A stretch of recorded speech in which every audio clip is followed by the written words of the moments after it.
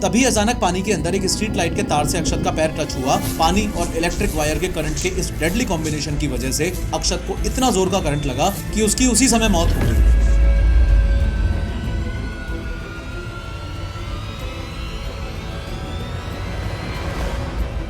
Blocked drains की सफाई होती नहीं है, साल भर का कचरा, प्लास्टिक, मिट्टी वगैरह सब उसी में पड़ा रहता है। और अगर गलती से इन्होंने उस सीवर लाइन की सफाई कर भी दी तो उसमें से जो निकलने वाला स्लज है यानी कि जो कचरा है उसको वहीं रोड पर ही छोड़ के चले जाते हैं।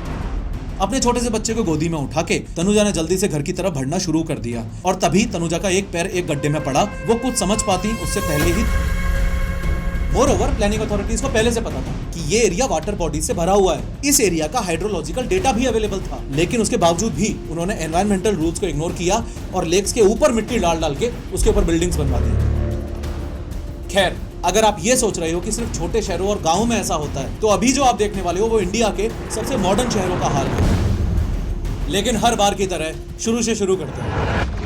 पिछले महीने की ही बात है। 9 जुलाई की शाम को गुरुग्राम में भयंकर बारिश आ रही थी। पानी घुटनों तक भर चुका था। 25 साल का ग्राफिक डिजाइनर अक्षत जैन बाइक पे जिम से घर जा रहा था। इतने ज्यादा पानी में अपना बैलेंस बनाए रखने के लिए अक्षत ने कुछ इस तरीके से अपने पैर जमीन से टिका रखे थे। तभी अचानक पानी के अंदर एक स्ट्रीट लाइट के तार से अक्षत का पैर टच हुआ। पानी और इलेक्ट्रिक वायर के करंट के इस डेडली कॉम्बिनेशन की वजह से अक्षत को इतना जोर का करंट लगा कि उसकी उसी समय मौत हो गई। सबसे दर्दनाक बात यह थी कि अक्षत बेचारा जॉब छोड़ के बेंगलुरु से गुरुग्राम शिफ्ट ही इसलिए हुआ था ताकि वो अपनी माँ के पास रह के उनका ख्याल रख सके, जो मेंटल हेल्थ से उस समय गुजर रही थी। बाद में पता चला कि जहां ये एक्सीडेंट हुआ वहां स्ट्रीट लाइट का इलेक्ट्रिक सॉकेट खुला हुआ था। अब पावर डिपार्टमेंट ने तो बोल दिया है कि वो सेफ्टी ऑडिट करेगा और सुनने में आ रहा है कि एक व्हाट्सएप हेल्पलाइन भी स्टार्ट कर दी गई है। लेकिन मुझे पर्सनली दिक्कत इस बात से है कि हम आम जनता इन लोगों से स्ट्रिक्टली ये सवाल कब पूछना शुरू करेगी कि भाई तुम लोग इंतजार करते रहोगे क्या कि कोई मरेगा तब सेफ्टी प्रिकॉशंस के बारे में सोचोगे, अदरवाइज क्या ही फर्क पड़ता है। अपने देश की ये ड्रेनेज प्रॉब्लम बहुत सीवियर होती जा रही है और इंडिया में मौजूद इस पूरी ड्रेनेज प्रॉब्लम को समझने के लिए सबसे पहले ये समझो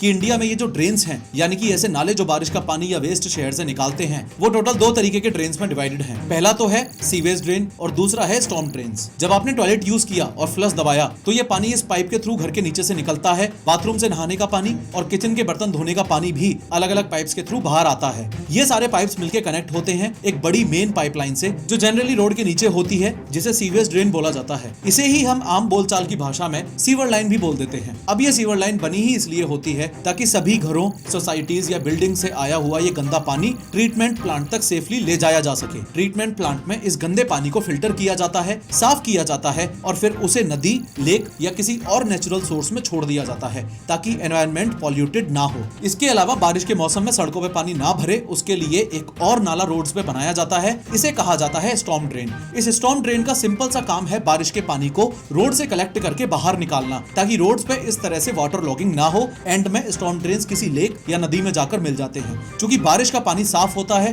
तो उसको ट्रीटमेंट प्लांट में